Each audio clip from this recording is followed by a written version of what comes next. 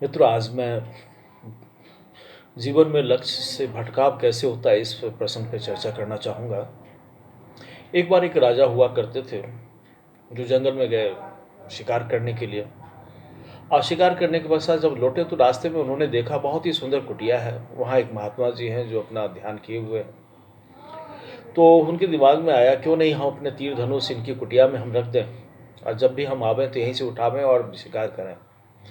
इसी को ध्यान में रखकर महात्मा जी के पास वो राजा जाते हैं। जाने के बाद उनसे निवेदन किया कि महात्मा जी आप हमें इसके ये अपने तीर धनुष को रखने की अनुमति दें। तो महात्मा जी बोले कि जो देखो राजन, इसकी यहाँ आवश्यकता क्या है, आप कहीं और रखें तो बेहतर है, यहाँ तो मैं ध्यान करता हूँ, पूजा करता हूँ।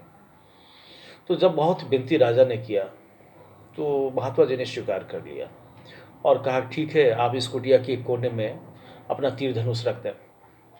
राजा ने ऐसा ही किया। राजा चले गए। महात्मा जी फिर ध्यान करने में अपना मग्न हो गए। जब ध्यान कर रहे थे तो उसी क्रम में उनका ध्यान हमेशा तीर धनुष की ओर चला जाता था। तो कई बार जब गया तो उसके बाद उनके दिमाग में ध्यान आने लगा, याद करने लगे कि जो युवावस्था में मैं भी तो बहुत अच्छा तीरंदाज था और मेरी निशाना भी बहुत सटीक हुआ करती थी। प्रश्न आया, क्या आज भी मेरा वही उसी तरीके से निशाना सटीक है क्या? इसको ध्यान में रखते हुए वो चले गए और तीर धनुष उठाया। एक चिड़िया बैठी हुई थी वृक्ष पे, उस पर निशाना साधा, एक सटीक निशाना लगी। तो काफ़ी प्रफुल्लित हुए महात्मा की, जो चलो ये तो बहुत अच्छा, हमारा निशाना आज भी उतना ही परिपक्व है जितना पहले था। उसके बाद उड़ती हुई चिड़िया पे निशाना लगाया, वो भी सटीक लगा और प्रफुल्लित हुए। फिर उसके बाद में जंगली जानवर जो उधर से भाग रहा था उस पर निशाना लगाया, वो भी सटीक बैठा। वो बहुत ही प्रफुल्लित हुए कि जो हमारी प्रतिभा है जो आज भी मेरे अंदर में है। और राजा वो जो महात्मा जो थे, जो ध्यान करने आए थे, वो भूल गए और तीर धनुष लेके और जानवरों के पीछे वो भागने लगे, शिकार करने लगे।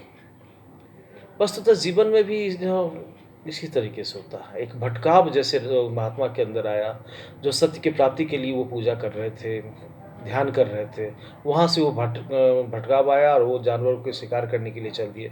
ठीक उसी प्रकार से जीवन में भी उसी तरीके से होता है।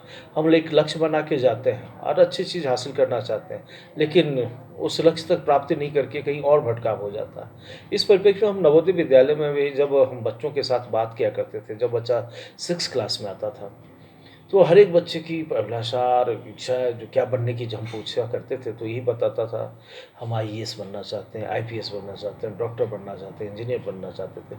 लेकिन बनते थे, लेकिन कुछ बच्चे का भटकाव भी हुआ करता था। और जब भटकाव का हम कारण का चिंतन किया करते थे तो हम पाते थे कि उसके बहुत सारे कारण हैं, जिसमें एक प्रमुख कारण यह था उसकी संगति। संगति ऐसी थी कि जो लक्ष्य प्राप्त करने के लिए वो बच्चा आया, उससे वो भटक जाता था। अब वो संगति से प्रभावित होकर और वो लक्ष्य तक पहुंच नहीं पाता था। तो ये सब होता है। वास्तव में यदि हम लक्ष्य की प्राप्ति करना चाहते हैं तो निश्चय ही विवेकानंद का जो ये शब्द है, उठो जागो और जब तक चैनियत से नहीं बैठो, जब तक कि लक्ष्य की प्राप्ति नहीं होती है, बहुत ही सटीक बैठती है। और हमें उसको ध्यान में रखकर और अपने लक्ष्य के प्रति सजग जागरूक रहें तो निश्चय ही हम लक्ष्य को प्राप्त कर सकते हैं। धन्यवाद।